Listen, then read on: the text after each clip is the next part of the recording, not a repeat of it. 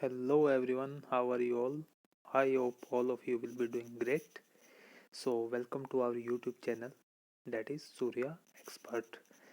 So, guys, in this video, we are going to study about our subject that will be your thermodynamics. So, many of the people who have joined our YouTube channel, they I think don't even know that what is thermodynamics.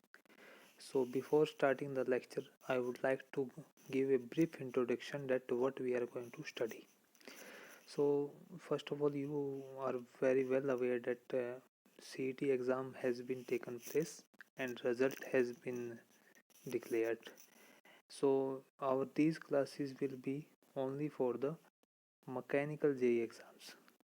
Okay, as we all know that there are only 37 posts of mechanical engineering for which we are trying to study. So from today onwards we are going to start with the lectures on the mechanical JEE. Okay, only for 37 posts, but either they are less number of posts, but we will give our best effort to achieve our job. So guys, these classes are only for the HSSC mains exams, only for the subject that is your mechanical JEE. Many of the topics are common in the branch mechanical as well as in the civil branch, but we will focus on the mechanical JEE classes, and this will be our first class, as here I have mentioned that this will be our first class. Okay guys, and then our subject will be thermodynamics. As we all know that this subject has many so many of the weightage. If we talk about in the subject, like we have to study about the thermodynamics, strength of material, theory of machine, heat, design and cutting tools, as well as many of the things like production, where we talk about the cutting tool, lathe machine, milling, drilling, grinding, and very different type of machines. But we are going to start with thermodynamics because it has many, or you can say maximum weightage of marks. So we will start with this subject. I have, wait a second, I have mentioned all the important facts which will be directly asked in the exams. So let's start with the our today's topic without wasting even a single second. So guys, first we will start with our chapter that is your thermodynamics, and today we are talking about its first part. So, before starting the subject, we should know that what will be the syllabus, or what will be the contents that will be included in our subject that will be in our basic thermodynamics. So, in this subject, basic thermodynamics, what we are going to cover is basic introduction of thermodynamics, मतलब कि हम introduction में क्या होता है. Then we will talk about the zeroth law of thermodynamics and thermometry. Third topic will be heat and work. Fourth will be first law of thermodynamics. Second law of thermodynamics, entropy, availability and irreversibility, and pure substance. These are the most important subjects.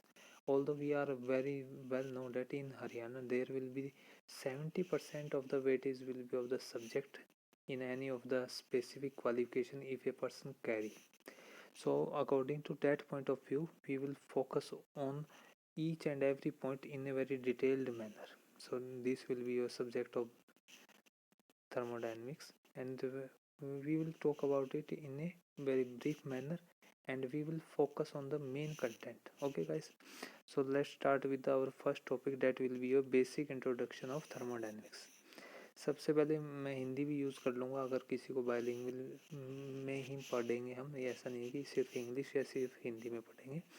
तो सबसे पहले आप start करते हैं basic introduction of thermodynamics से. आप सभी को पता है हमने थर्मोडायनेमिक्स सब्जेक्ट स्टार्ट किया.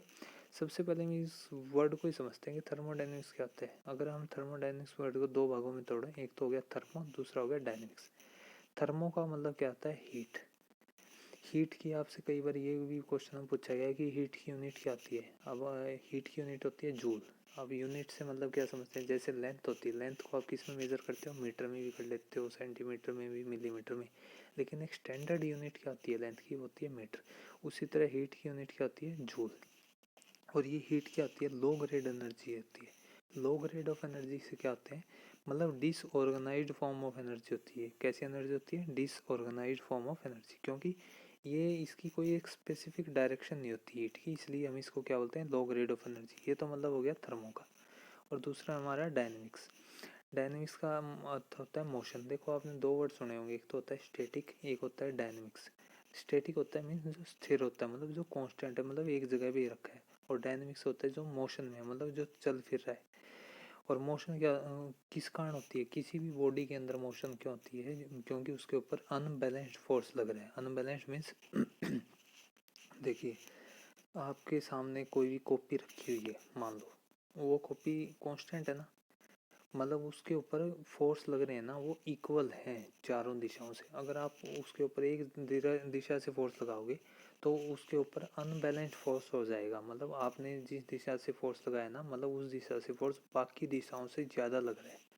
इस कारण से उसके अंदर मूवमेंट आ जाएगी, मतलब वो बॉडी मोशन में आ जाएगी। उसी को क्या बोलते हैं? डायनेमिक कहते हैं। तो ये मोशन किस कारण होता है? Due to unbalanced force motion होता है। इस कारण मोशन हैपन्स लिखा हुआ है ये, ठीक है। और इसके अलावा ये मोशन आ गई तो सीधी बात है वो डिस्प्लेसमेंट होगी, मतलब एक जगह से दूसरी जगह पे हो जाएगी। और आप सभी को पता होगा कि वर्क क्या होता है? वर्क होता है फोर्स इनटू डिस्प्लेसमेंट, ठीक है दोस्तों।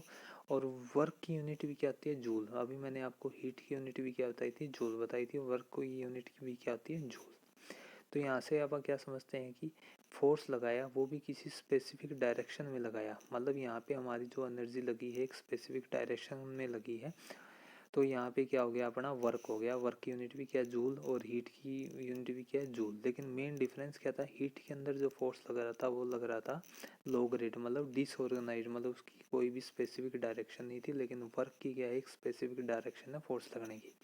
तो यहाँ से अपने को थर्मोडायनेमिक्स का पता लगता है। थर्मोडायनेमिक्स क्या होता है? Conversion of heat. देखो ये लिखा हुआ है ना, conversion of heat from heat to work.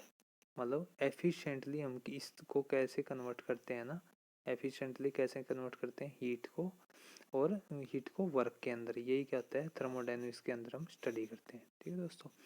जैसे एम क्या है थर्मोडायनेमिक्स का? हीट को वर्क में बदलना इफेक्टिवली, ठीक है, विद लेस लॉस, मतलब नुकसान कम हो, ठीक है।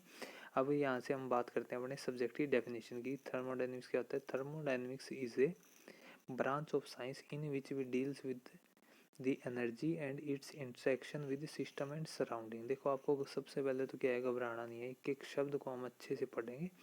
थर्मोडायनेमिक्स की डेफिनेशन क्या है? थर्मोडायनेमिक्स क्या है? It is a branch of science in which we deals with energy and its interaction with system and surrounding. मतलब कोई भी एनर्जी अपने पास में, वो अपने आसपास के वातावरण के साथ में कैसे क्या प्रक्रिया करेगी। और यहाँ पे दो शब्द आपको देखने को मिले, एक तो है सिस्टम, एक है सराउंडिंग। इनके बारे में डिटेल में पढ़ेंगे, ठीक है, कि एनर्जी अपने आसपास के सिस्टम या सराउंडिंग के साथ में कैसा महसूस करती है, उसी को क्या बोलते हैं? यहाँ पर थर्मोडायनेमिक्स में बोलते हैं। सबसे पहले एनर्जी की तो डेफिनेशन आपको पता है ना क्या होती है? एनर्जी क्या होती है? एनर्जी होती है कैपेसिटी टू डू वर्क, मतलब कोई भी काम करने की जो अपने अंदर क्षमता होती है उसी को क्या बोलते हैं? एनर्जी बोलते हैं। एनर्जी की होगी। अब बात करते हैं, अपन ने एक वर्ड पढ़ा था सिस्टम। सिस्टम क्या होता है? सिस्टम को आप वैसे ही समझिए। देखो आप जैसे कि तैयारी कर रहे हो, जैसे जेई की तैयारी कर रहे हो या हरियाणा सीईटी मेंस की तैयारी कर रहे हो, तो आपके लिए सबसे मेन टारगेट क्या है? सीईटी मेंस ही है ना। वो क्या है? आपका सिस्टम, मतलब जिसके ऊपर आपका फोकस है ना, वो सिस्टम हो गया। और उसके आसपास की दुनिया है ना, उसके अलावा कुछ भी आपके आसपास चलता रहे, उससे आपको कोई मतलब नहीं है, उसको क्या बोल देंगे? सराउंडिंग। और सिस्टम और सराउंडिंग जब दोनों जुड़ जाएंगे तो क्या बन जाएगा? यूनिवर्स बन जाएगा। समझ में आई ना बातें? अब इसको हम ये डेफिनेशन की फॉर्म में बढ़ते हैं कि सिस्टम क्या होता है? Any fixed mass. क्या होता है? any fixed mass and region in a space where we focused our study is known as thermodynamic system. मतलब जहाँ पे भी अपना स्टडी का फोकस है ना, उसको क्या बोल देंगे? सिस्टम बोल देंगे। एनी फिक्स्ड मास, जिसका कुछ फिक्स मास है और रीजन है इसमें धरती पर ही, जहाँ पर हमारा स्टडी है फोकस का, उसको बोलेंगे थर्मोडाइनमिक सिस्टम, ठीक है। अब बात करते हैं surrounding. Everything beyond the system, मतलब सिस्टम के अलावा जो कुछ भी है उसको आप क्या बोलेंगे? सराउंडिंग बोल देंगे, ठीक है दोस्तों। अब यहाँ से अपने को ये फिगर देखनी है ना, सिस्टम देखो, ये हो गया सिस्टम, ये सिस्टम हो गया, ये सराउंडिंग हो गया। इन सिस्टम के बाहर ये बाउंड्री लगी होती है, इसको क्या बोलेंगे? Real boundary. और इनके ऊपर ये देखो बार ये लगी हुई है ना, जो डॉटेड लाइन से दर्शाई हुई है, ये है अपनी इमेजिनरी बाउंड्री। उसी तरह का एक मैंने ये एग्जांपल लिया हुआ कि गैस पिस्टन अरेंजमेंट पढ़ते हैं ना वहाँ, जिसके अंदर कंप्रेशन, सक्शन, इंजेक्शन और एक्सपेंशन तरह के स्ट्रोक होते हैं, जिसके थ्रू अपने को एनर्जी मिलती है अपने व्हीकल को। जैसे ये सिलेंडर है, क्लोज सिलेंडर है, इसके अंदर गैस रखी हुई है, लेकिन बाहर ये पिस्टन लगा हुआ है। पिस्टन कैसा है, ये आपका फ्लेक्सिबल है, और लेकिन इस सिलेंडर की वॉल कैसी है, रिजिड है या फिक्स्ड है। लेकिन पिस्टन अपना मूवेबल बाउंड्री बनाता है ना, इसे अगर गैसों के अंदर एनर्जी है तो ये पिस्टन को बाहर की तरफ धकेलेंगी। तो इस तरह का क्या होता है, अपने को यहाँ से क्या समझना है कि तीन चीज़ें होती है। एक तो सिस्टम होता है, सिस्टम क्या होता है जिसके ऊपर आप स्टडी करेंगे, अपना मेन फोकस कहाँ पे है, सिस्टम पे। इसके अलावा कोई भी चीज़ है ना, वो क्या होती है, सराउंडिंग। और सिस्टम और सराउंडिंग मिलके क्या बनाते हैं, यूनिवर्स बनाते हैं। ठीक है दोस्तों, अब देखो इसमें आप अच्छे से पढ़ पाओगे। जैसे बीच में ये लिखा हुआ है ना, क्या है, ये अपना सिस्टम, सिस्टम के ऊपर स्टडी करेंगे। इसके ऊपर ये गोल के हैं, ये बाउंड्री है, बाउंड्री कैसे है, ये रियल है। उसके बाद में देखो ये बाहर वाली चीज़ है, ये सराउंडिंग है। अब सिस्टम और सराउंडिंग के बीच में एक डॉटेड लाइन से दिखाई हुई है ना, ये डॉटेड लाइन सी है ना, कौन सी है, ये रही, ये दिख रही होगी। ये क्या बोलते हैं, इमीडिएट बाउंड्री बोलते हैं। देखो इसको इमीडिएट बाउंड्री, मतलब जिससे सिस्टम भी अफेक्ट होता है और सराउंडिंग भी इफेक्ट होता है। कौन सी, जो सिस्टम के पास वाली जो सराउंडिंग होती है ना, वही इफेक्ट हो पाएगी। समझेंगे कैसे आप, मान लो अब सर्दी है, जैसे सर्दी में आप हाथ सीखते होंगे, तो आग जली हुई है। ये थोड़ी है कि आप 10 किलोमीटर दूर खड़े होकर बोलते हो कि मैं वहाँ पे आग लगी हुई, वहाँ से आग सीख रहा हूँ। आग जली हुई है और वहाँ से हाथों को सेक रहा हूँ। आपको उस आग के पास जाना पड़ेगा, तभी आपको एनर्जी मिलेगी ना। उसी तरह से ये इमीडिएट क्या है, इमीडिएट भी यही चीज़ है कि आप इमीडिएट सराउंडिंग होगे ना, जो सिस्टम के पास में होगा उसी का सिस्टम पे कुछ इफेक्ट पड़ेगा, या उस सराउंडिंग का सिस्टम पे इफेक्ट पड़ेगा। ठीक है, ये चीज़ें समझे। और ये बातें आपने देख ली कि सिस्टम और सराउंडिंग क्या होता है, यूनिवर्स होता है। ठीक है दोस्तों, अब तक हमने ये टॉपिक पढ़ा। यहाँ से भी एक दो क्वेश्चन HSSC पूछेगा। आपको देखो तैयारी कैसे करनी है, जो मैं ये नोट्स दे रहा हूँ ना आपको, आपको ये नोट्स साथ में उतारने हैं और 1 से 2 बार इस वीडियो को देखना है। ऐसा कोई क्वेश्चन नहीं होगा कि जो आपके एग्ज़ाम में ना आए। आपको पता है कि 70 क्वेश्चन आने हैं अपने एग्ज़ाम में, तो अपने को अच्छे से तैयारी करनी होगी। और आप इस वीडियो को फैलाइए ताकि लोगों को पता चले कि HSSC JEE की तैयारी हमारे यहाँ चल रही है। और आप सभी को डेली बेसिस पे क्लास लगानी है। हम क्लास को लंबा नहीं रखेंगे, 30 से 40 मिनट का रखेंगे, जिससे आप अच्छे से पढ़ पाओ और रिवाइज कर पाओ। ठीक है दोस्तों, अब सिस्टम के बारे में मैंने पढ़ लिया। सिस्टम के हम टाइप्स पढ़ेंगे, 4 तरह के टाइप्स होते हैं। ठीक है, पहला टाइप कौन सा होता है, ओपन सिस्टम। दूसरा क्लोज सिस्टम। तीसरा आइसोलेटेड सिस्टम। चौथा हो गया इम्पॉसिबल सिस्टम। सबसे पहले अब पढ़ेंगे ओपन सिस्टम। इसको क्या बोलते हैं, फ्लो सिस्टम भी बोलते हैं। देखो फ्लो सिस्टम भी बोलते हैं, और इसको बोलते हैं कंट्रोल वॉल्यूम सिस्टम भी बोलते हैं। ठीक है, तो आपसे ये भी पूछ सकता है ओपन सिस्टम के नाम क्या है, एक तो फ्लो सिस्टम, दूसरा क्या है, कंट्रोल वॉल्यूम सिस्टम। ठीक है, अब बात क्या आती है, ट्रांसफर ऑफ मास लिखा हुआ है यहाँ पे, यहाँ पे लिखा हुआ है ट्रांसफर ऑफ एनर्जी। यहाँ पे एग्जांपल है कि कौन से एग्जांपल है। देखो 4 तरह के सिस्टम है, पता लग गया आपको, ओपन, क्लोज, आइसोलेटेड और इम्पॉसिबल। ओपन के 2 नाम और क्या बताया मैंने, कंट्रोल फ्लो, और दूसरा क्या है, कंट्रोल वॉल्यूम सिस्टम। अब बात आता है कि ओपन सिस्टम में ट्रांसफर हो जाता है क्या मास का, ओपन सिस्टम में एनर्जी का ट्रांसफर हो जाता है क्या। देखो इसका ओपन, जिसका नाम से पता चला ओपन है, भाई मास का ट्रांसफर भी होता है और एनर्जी का ट्रांसफर भी होता है। किसमें, ओपन सिस्टम में। इसके एग्जांपल क्या है, turbine, pump, boiler, nozzle, compressor, ये लिखे हुए हैं। समझ में आई बातें, आई ना। अब देखो दूसरा क्या है, क्लोज्ड सिस्टम। इसका नाम क्या है, नॉन फ्लो सिस्टम। क्या नाम है, नॉन फ्लो, या कंट्रोल मास सिस्टम भी बोलते हैं इसको। ठीक, कंट्रोल मास सिस्टम। इसके अंदर क्या होता है कि मास का ट्रांसफर नहीं होता, लेकिन एनर्जी का ट्रांसफर होता है। जैसे आप सर्दी के अंदर वाटर बॉटल रखते होंगे, है ना, उसके अंदर से पानी आपको शुरुआत में डाला आपने, गर्म डाला हुआ पीने के लिए, लेकिन शाम तक देखते होगे ठंडा हो जाता है वो, क्योंकि हीट के कारण उसकी जो बोतल होती है वो बाहर के टेम्परेचर में रहती है, इस कारण क्या हो जाता है, ठंडा हो जाता है। लेकिन उस पानी, ये पानी ख़त्म तो नहीं होता ना, मतलब मास तो ट्रांसफ़र नहीं, चेंज नहीं हुआ, लेकिन एनर्जी के अंदर ट्रांसफ़र हो जाता है। ये कैसे होते हैं, एग्जांपल क्या है इसके, क्लोज्ड वाटर बोतल, पिस्टन सिलेंडर विदाउट वॉल्व। ठीक है, विद वॉल्व, विदाउट वॉल्व। फिर वो लाएगा, फिर तो वो उसको रखेंगे आप ओपन सिस्टम में। समझ में आई बातें? इसका नाम क्या है? Non flow type. पहले वाला था फ्लो टाइप, ये इन फ्लो सिस्टम, ये है नॉन फ्लो सिस्टम, और इसको अब क्या बोलते हैं? कंट्रोल मास भी बोलते हैं। तीसरा है अपना आइसोलेटेड सिस्टम। ये किसका कॉम्बिनेशन होता है? एक तो क्लोज्ड का प्लस परफेक्टली इंसुलेटेड। ना तो इसमें ट्रांसफर होता मास का, ना होता इसमें एनर्जी का। और इसके एग्जाम्पल क्या है? परफेक्टली इंसुलेटेड थर्मस, फ्लास्क और यूनिवर्स। यूनिवर्स आप सभी को पता है किससे मिलकर बना होता है? सिस्टम प्लस सराउंडिंग से। और चौथा ये इंटरव्यू वगैरह में पूछता है, इम्पॉसिबल सिस्टम का होता है जिसमें ना मास का ट्रांसफर ना हो और अपना क्या है? एनर्जी का ट्रांसफर।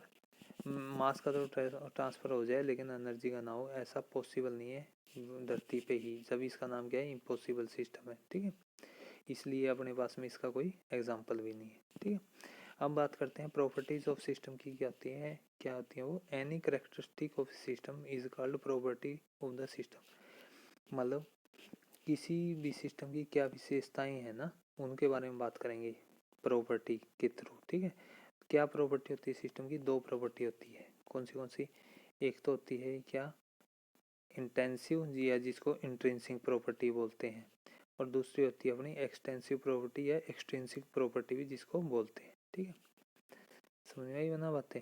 ये सबसे पहले इंटेंसिव प्रॉपर्टी होती है, नाम से पता लगेगा आपको। इंटेंसिव प्रॉपर्टी आई एन उठा लो, मतलब ये होती है इंडिपेंडेंट ऑफ मास। समझ में आई बातें? और दूसरी कौन सा होता है अपना? ये एक्सटेंसिव प्रॉपर्टी क्या होता है? डिपेंडेंट अपॉन मास, ये लिखा हुआ है। ठीक है, अब इंटेंसिव प्रॉपर्टी आप बोल दोगे इंडिपेंडेंट ऑफ मास, और एक्सटेंसिव डिपेंडेंट ऑफ मास। और इनके एग्जांपल आपको याद होने चाहिए। इंटेंसिव प्रॉपर्टी क्या होती है? Pressure, temperature, viscosity, density, thermal conductivity. ये सभी जो एग्जांपल है ना, किसकी हमने बात की? ये इंटेंसिव प्रॉपर्टी की। यहाँ पे अपने को क्या मतलब है भाई? मतलब ये है कि ये मास पे डिपेंड नहीं करता। आपको पता है प्रेशर मास पे डिपेंड करेगा? वो तो उतना ही रहेगा। टेम्परेचर है, मास पे डिपेंड करेगा? मान लो कोई 100 किलो का आदमी है, उसके लिए भी टेम्परेचर वही रहेगा। जैसे हम पृथ्वी पे है ना, मेरा वेट जैसे 75 kg है, आपका 100 kg है, टेम्परेचर तो वही है ना। 3 डिग्री था सुबह, मेरे लिए भी वही था, आपके लिए भी वही था। मतलब जो इस पे डिपेंड ना करे, किस पे? मास पे डिपेंड ना करे, वो तो ही होगी इंटेंसिव प्रॉपर्टी। अगर हम बात करें एक्सटेंसिव प्रॉपर्टी की, ये क्या होती है? क्या होती हैं बताओ? ये होती हैं जो मास पे डिपेंड ना करे। जैसे पहली तो क्या है? डिपेंड, जो मास पे डिपेंड करे। कौन सी एक्सटेंसिव वाली? मास हो गया, वॉल्यूम हो गया, एनर्जी हो गया, मैग्नेटिज्म हो गया, एंट्रोपी हो गया, एंथैल्पी होगी, इलेक्ट्रिक करंट होगी। मतलब ये मास पे डिपेंड करते हैं। ठीक है, दो तरह की प्रॉपर्टी। अब हम क्या पढ़ेंगे? अब इनके बारे में नोट पॉइंट पढ़ेंगे। क्या नोट पॉइंट? यहाँ से डायरेक्ट क्वेश्चन आए हैं, पहले आपको अच्छे से पढ़ने हैं बिल्कुल ही। ठीक है ना? क्या है नोट पॉइंट? इनको अच्छे से पढ़ना है बिल्कुल। कि प्रॉपर्टी है ना, प्रॉपर्टी क्या है? पॉइंट फंक्शन है। क्या है? पॉइंट फंक्शन है। प्रॉपर्टी क्या है? पॉइंट फंक्शन है, ये लिखा हुआ है। समझ में आई बातें? प्रॉपर्टी क्या है अपना? पॉइंट फंक्शन है। यहाँ पे देखो, property is a point function और स्टेट फंक्शन। सीधा क्वेश्चन आता है, property is a which type of function? आप बोलोगे पॉइंट फंक्शन या स्टेट फंक्शन।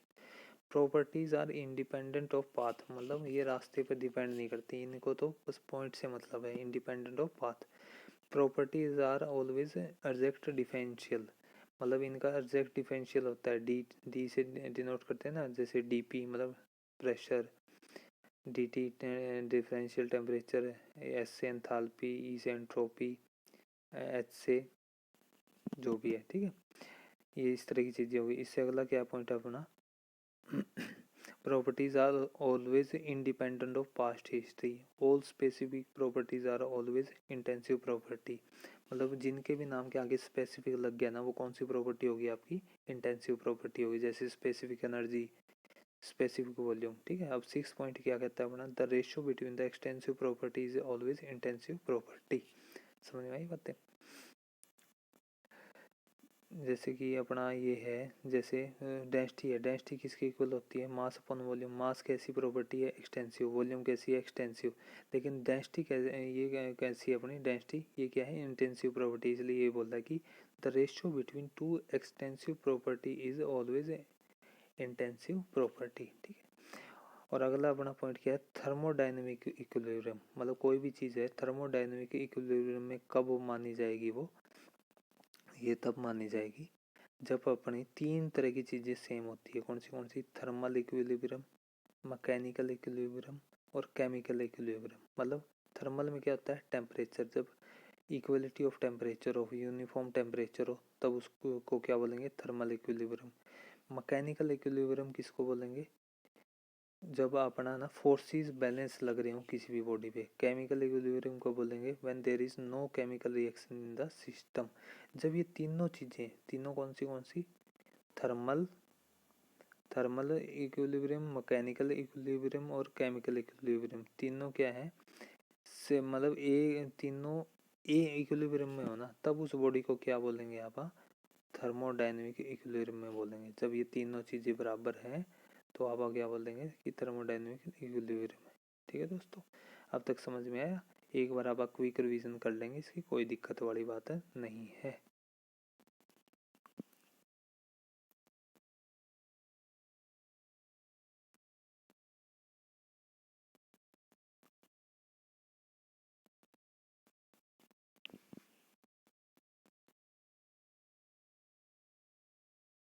दोस्तों आइए अब हम स्टार्ट करते हैं अपना अगला टॉपिक, जिसका नाम है प्रोसेस। तो सबसे पहले हमें ये जानना होगा कि प्रोसेस क्या होता है। प्रोसेस होता है क्या? चेंज इन स्टेट या पॉइंट के अंदर कुछ भी चेंज आता है ना, उसको बोलते हैं प्रोसेस। एग्जांपल से समझते हैं। मान लो आपने 1 लीटर पानी लिया, वो अभी है 20 डिग्री सेल्सियस के टेम्परेचर पर। ठीक है, आपने उसका टेम्परेचर बढ़ाना है 100 डिग्री सेल्सियस तक। ठीक है, तो उसके लिए आप उसको क्या करोगे? बॉईल करोगे। तो बॉइलिंग भी क्या है? एक प्रोसेस है। मतलब किसी भी स्टेट के अंदर चेंज आना या किसी भी पॉइंट के अंदर चेंज आना, उसको क्या बोलते हैं? प्रोसेस। जैसे यहाँ पे एग्जांपल है, पीवी डायग्राम है ये। P for pressure, V for volume. Point 1 से लेकर 2 तक जाएगी कोई भी प्रोसेस अपनी। यहाँ पे देख रहे हैं ना, 1 से 2 तक जाएगी। तो किस रास्ते से जा रही है? ए रास्ते से जा रही है, और इसको क्या बोलते हैं? ए बोलते हैं पाथ को। जैसे यहाँ पे 1 to 2 क्या है? चेंज इन स्टेट है, तो इसको क्या बोल देंगे? कहीं पे भी चेंज इन स्टेट आ जाए तो उसको क्या बोलेंगे? प्रोसेस बोलेंगे। यहाँ पे देखो ए जैसे लिखा हुआ है, प्रोसेस पाथ है। गैस सिस्टम एक टेम्परेचर पे T2 तक लेके जाना है, तो T2 टेम्परेचर ज़्यादा है, तो उसके लिए हम क्या देंगे? इसको हीट करेंगे। To change in heat we do heating, so it is a process. मतलब कोई भी किसी भी चीज़ की ना चेंज करना हो हमें, कोई भी पॉइंट को या स्टेट को, उसको क्या बोलते हैं? प्रोसेस बोलते हैं। अब अगला देखो, यहाँ से 1 से लेके 2 तक जा रहा है, प्रोसेस पाथ फॉलो कर रहा है ए और बी। ठीक है दोस्तों, तो यहाँ पे ऊपर 1 से 2 तक गया, तो अपने इसने कौन सा पाथ फॉलो किया? इसने पाथ फॉलो किया ए वाला, और ए से 2 तक जाने में ही इसने कौन सा पाथ फॉलो किया? बी वाला भी किया। ठीक है, इस मतलब 1 से 2 तक पॉइंट हमारी पहुँच रही है और पाथ फॉलो कर रहे हैं ओ ए और बी। इसके अलावा अगर हम पिस्टन सिलेंडर अरेंजमेंट से समझे कि जैसे कि यहाँ पे अपना ये है क्या, कि कोई भी गैस रखी हुई है किसी भी सिलेंडर के अंदर, एट कांस्टेंट वॉल्यूम है वो। ठीक है, और यहाँ पे लगाए हुए हमने स्टॉपर, और यहाँ पे पिस्टन किया हुआ है फिक्स, और नीचे से हम हीट देते हैं। तो ना क्या होगा कि कांस्टेंट वॉल्यूम होगी। वॉल्यूम कांस्टेंट है तो ये इधर उधर मूव नहीं करे सकेगा पिस्टन। लेकिन अगर अपन इसको हीट देंगे तो इसके टेम्परेचर और प्रेशर क्या होगा? बढ़ेगा। और दूसरी ये अपनी फिगर है, इसके अंदर क्या है अपना? इसके अंदर क्या है कि स्टॉपर लगाए हुए हैं, लेकिन पिस्टन मूव कर सकता है। जैसे जैसे हम टेम्परेचर देंगे, नीचे से यहाँ से हीट देंगे ना, तो क्या होगा? टेम्परेचर बढ़ेगा, प्रेशर भी बढ़ेगा, और ये पिस्टन हमारा ऊपर की तरफ मूव करेगा। Piston is free to move. यहाँ पे क्या होगी? वॉल्यूम चेंज होगी। तो ये अलग अलग रास्ते हैं, मतलब अलग अलग पाथ है एक पॉइंट से दूसरे पॉइंट तक पहुँचने के लिए। प्रोसेस पाथ क्या होता है? जैसे 1 से लेके 2 तक यहाँ पे कोई भी चीज़ गई है, उसको क्या बोलेंगे? प्रोसेस पाथ बोलेंगे। While doing change in state, state का आपको पता है ना? स्टेट तो पता ही है अपने को, स्टेट या पॉइंट जो भी होता है। ठीक है, there will be process so path followed by process from point to another. मतलब एक पॉइंट से दूसरे पॉइंट तक जाने के लिए जो भी रास्ता अपनाया गया ना, उसको क्या बोलेंगे? प्रोसेस पाथ बोलेंगे। ठीक है, इससे आगे क्या है अपने अब पढ़ेंगे अपन different type of processes in thermodynamics, जो हर एग्जाम में आती हैं। देखो अपना तो बेसिक सा एग्जाम ही होगा, पहली बार होगा, बेसिक से क्वेश्चन आएंगे। और ये तो मैं काफ़ी डीप करा रहा हूँ, अगर आपको इसका 25% भी समझ में आता है तो वो भी क्वेश्चन आएगा आपके एग्जाम में। 5 तरह की प्रोसेस हम पढ़ेंगे। ठीक है, पहली प्रोसेस है जिसका नाम है आइसोकोरिक प्रोसेस। ये इसको क्या बोलते हैं? कांस्टेंट वॉल्यूम प्रोसेस भी बोलते हैं, या आइसोमेट्रिक प्रोसेस भी बोलते हैं। क्वेश्चन कैसे पूछेगा? आइसोकोरिक प्रोसेस का दूसरा नाम क्या है, तो आप क्या बोलोगे, आइसोमेट्रिक प्रोसेस। ठीक है, यहाँ पे क्या हो गया, container should be rigid and fix, मतलब यहाँ पे अपना जो भी कंटेनर लेंगे ना वो क्या होना चाहिए, रिजिड और क्लोज्ड होना चाहिए। ठीक है, एक मिनट बस। और यहाँ पे हीट एडिशन कहाँ पे होगी, एट कांस्टेंट वॉल्यूम होगी, और हीट की रिजेक्शन होगी। हीट एडिशन मतलब हीट को जोड़ना, और रिजेक्शन मतलब हीट को किसी सिस्टम से निकालना, वो कैसे कहाँ पे होगी, कांस्टेंट वॉल्यूम पे होगी। ठीक है, जैसे कि यहाँ पे सिलेंडर लिया, इसको हमने ऊपर से स्टोव पर लगा दिया, मतलब फिक्स कर दिया चारों तरफ से, नीचे से गैस को हीट किया, तो यहाँ पे क्या होगी, हीट एडिशन होगी एट कांस्टेंट वॉल्यूम। और जैसे यहाँ पे दो डायग्राम दिए हैं, पीवी डायग्राम, एक पे तो हीट एडिशन हो रही है जब प्रेशर बढ़ रहा है, जब प्रेशर घट रहा है तो हीट का क्या हो रहा है, रिजेक्शन हो रहा है। लेकिन ये होगा कहाँ पे, एट कांस्टेंट वॉल्यूम, नाम से पता चल रहा है, आइसोकोरिक, आइसोमेट्रिक या कांस्टेंट वॉल्यूम। यहाँ पे क्या होगा कि अपनी हीट एडिशन या रिजेक्शन जो भी प्रोसेस होगी नहीं वो होगी एट कांस्टेंट वॉल्यूम। ठीक है, if throughout the process volume remains same, process is known as isochoric. पहली प्रोसेस आपको समझ में आई। दूसरी कौन सी अपनी, आइसोबारिक।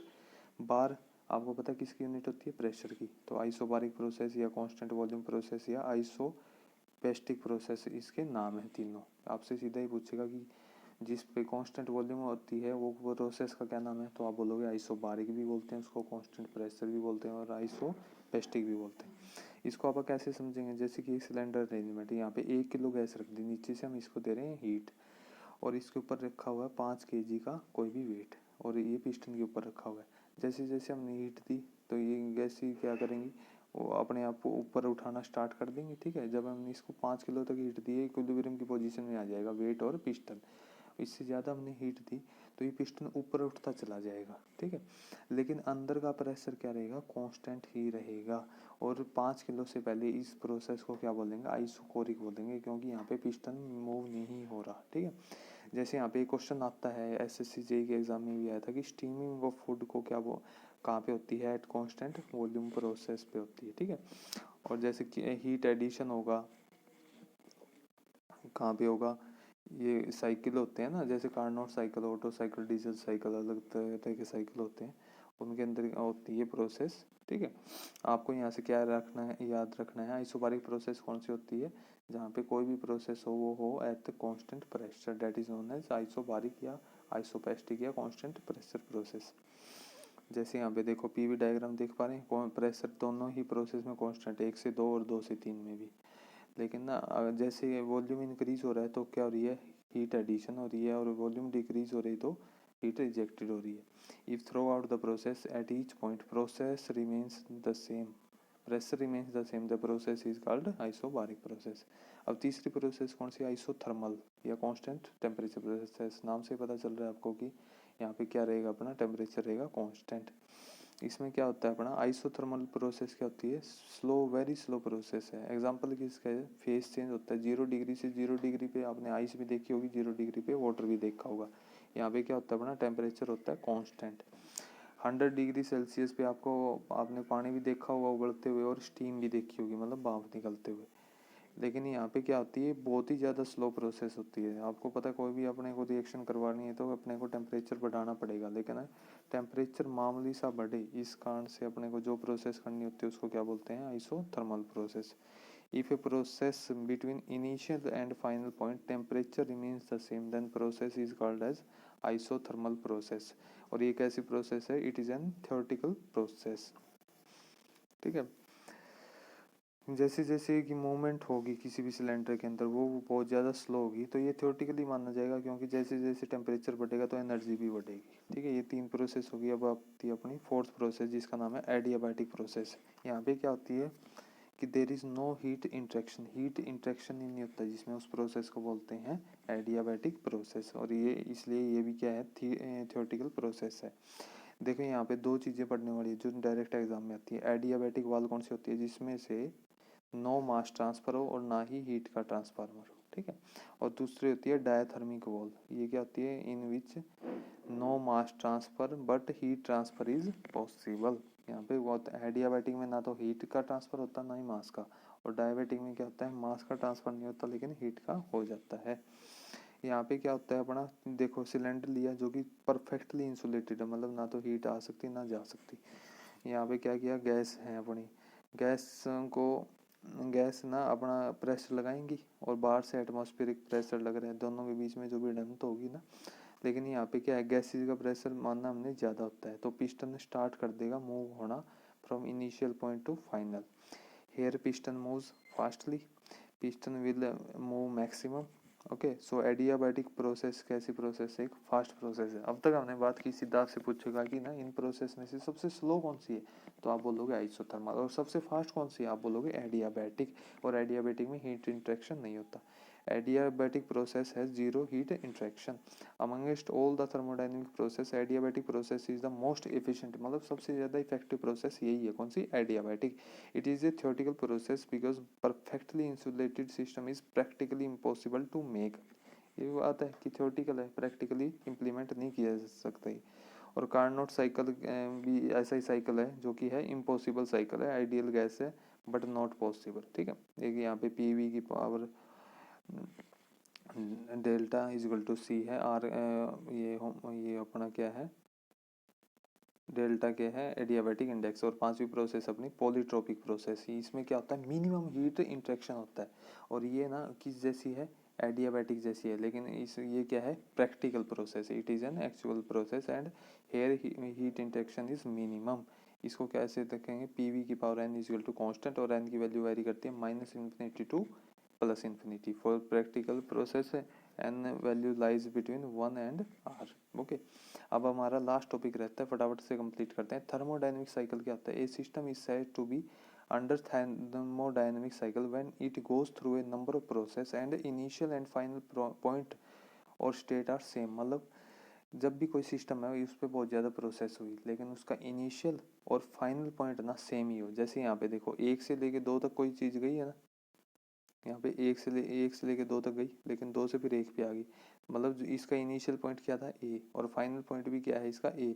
तो इस साइकिल को आपको क्या, इस साइकिल को क्या बोलेंगे, थर्मोडायनेमिक साइकिल बोलेंगे। ठीक है, यही बात लिखी हुई है। ये system is said to be under thermodynamic cycle when it goes through a number of processes and initial and final point are same. ठीक है, अभी यहाँ से देखो डायरेक्ट क्वेश्चन आते हैं अपने एग्जाम में। Minimum number of process are required for thermodynamic cycle. जैसे यहाँ से यहाँ पे गए थे ना, एक से दो से फिर एक पे आए, तो मिनिमम प्रोसेस कितनी चाहिए, दो चाहिए अपने को। For a cycle change in property कितनी होती है, zero. For a cycle change in property क्या होती है, जीरो। मतलब प्रॉपर्टी में कोई चेंज आता नहीं, अगर चेंज ही आ गया तो वो फिर क्या हो जाएगी, अलग से वो पॉइंट नहीं बन जाएगा एक और यहाँ पे क्या होता है, देखो डी टी मतलब चेंज जीरो जीरो ही हुआ, प्रेशर हो, टेम्परेचर हो, एंट्रोपी हो, एंथैल्पी हो, कुछ भी हो। थर्मोडायनेमिक की cycle is made for continuous work के लिए बनाया गया, ताकि आपका काम कभी भी रुके ना। To conserve working fluid and to get continuous work thermodynamic cycle is used. देखो हमने आज इतना पढ़ा है ना, एक बार मैं आपको इम्पोर्टेंट टॉपिक बता देता हूँ इसका स्टार्टिंग से। क्या है अपना, हमने स्टार्ट किया अपना यूट्यूब चैनल का नाम सूर्य एक्सपर्ट है। ठीक है, और यहाँ पे थर्मोडायनेमिक्स हमने स्टार्ट किया एचएसएससी जेईई एग्जाम के लिए। इसके अंदर हमने पहले तो डिस्कस किया कि क्या क्या टॉपिक इंपॉर्टेंट है जिनसे डायरेक्ट क्वेश्चन आएंगे। ठीक है, बेसिक, फिर हमने इसका मीनिंग पढ़ा कि क्या होता है, इनकी यूनिट क्या होती है, एम क्या है, फिर हमने पढ़ा सिस्टम क्या है, सराउंडिंग क्या है। उसके बाद में डिफरेंट टाइप ऑफ सिस्टम पढ़े, ओपन क्लोज्ड, आइसोलेटेड और इम्पॉसिबल, इसकी प्रॉपर्टी पढ़ी, इंटेंसिव एक्सटेंसिव। उसके बाद में हमने क्या क्या पढ़ा, इसकी प्रॉपर्टी, थर्मोडायनेमिक इक्विलिब्रियम पढ़ा, फिर प्रोसेस पढ़ा क्या होती है, पाथ क्या होता है, और अलग अलग तरह की प्रोसेस क्या होती है, आइसोकोरिक हो गया, आइसोबारिक हो गया, आइसो एडियाबैटिक हो गया, है ना, पॉलीट्रोपिक हो गया। और इसके बाद में हमने क्या पढ़ा, थर्मोडायनेमिक साइकिल। तो आज के लिए हम इतना ही पढ़ेंगे, लेकिन डेली हमारी क्लासेस ज़रूर आएंगी। अगर आप चाहते हैं कि आपको एचएसएससी जेईई में अच्छा सिलेक्शन हो, तो इस चैनल को सब्सक्राइब कीजिए और इन नोट्स को बनाइए, लिखिए अपने हाथों से। ठीक है, एक बार मैं स्लो स्पीड में नीचे कर देता हूँ ताकि आप नोट कर पाएँ। अगर लिखना चाहते हैं तो रोक रोक के लिख सकते हैं आप, देखिए।